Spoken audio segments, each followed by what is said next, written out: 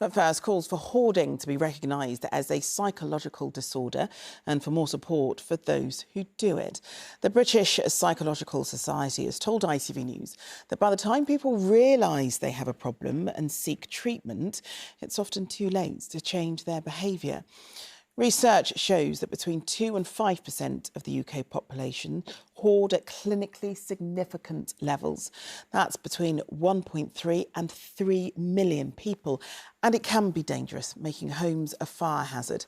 In the past 5 years alone, there have been nearly 7,000 fires related to hoarding in England alone. And sadly, there have been 110 deaths. Some holders spoke to 2 hoarders who have taken steps to address their behaviour and hope others will come forward for help.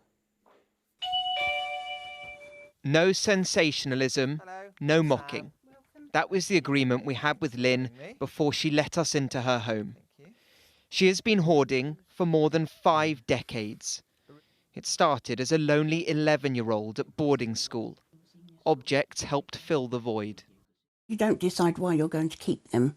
You can't let go of them. It is, for me, my safety, my family, my security. Unlike many who hoard, Lynn is aware she has a problem. She runs a local support group connecting those with hoarding disorders. Often, it is a coping mechanism. People have come through it from grief. So one of the people that we helped when we got to the bottom of the pile was baby clothes, and she'd had a miscarriage. Hoarding isn't just being messy. Often it's deep-rooted in trauma. To control her hoarding, Lynn has come up with different zones in her house.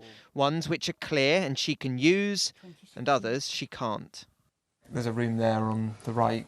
Yes, this room. That you can't get in at all? No, you can't get into that room at all.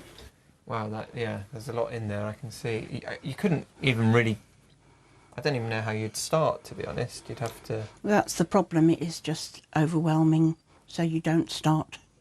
There are around 1.2 million hoarders in the UK, but many don't recognise themselves as such. And some take decades to come to a realisation. In the course of my career as a journalist, there have only been a few occasions where I've been genuinely gobsmacked. And this is one of them. Because inside this shop, almost every item, and there are thousands and thousands of them, almost all of them have been hoarded by the same person. That person is Mandy, and this is just 40% of her stuff. She's come up with a novel way to cut down, setting up a charity shop. By talking about the items to customers, it helps her let go. Most of this has never even been used. He's a new festival owner or someone that just wants to sparkle again. This year. Some amazing pieces. And this I called my sparkle rail.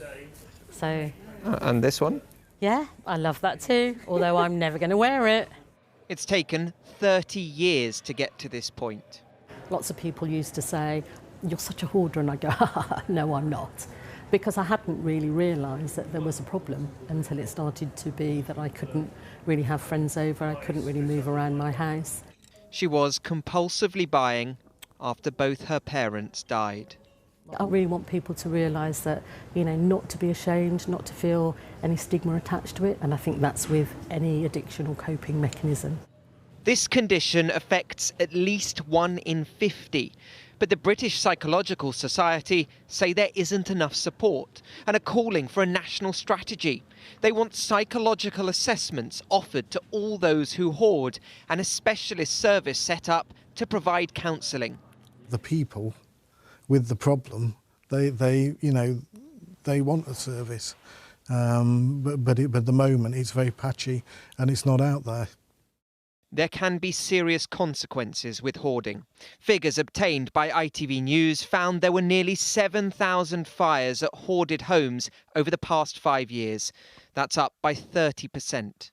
Your escape routes can get blocked, and it's when it becomes accessibility issues for ourselves. If there was ever to be an incident, a higher fire load into the fire will spread a lot quicker, and it will burn a lot hotter, and it will produce a lot more of those toxic gases. Both Lynn and Mandy wanted to take part in this report because they know many people watching will have a hoarding disorder. They just might not know it yet. By showing their lives, their road to recovery, they hope it might encourage some to ask for help. Sam Holder, ITV News.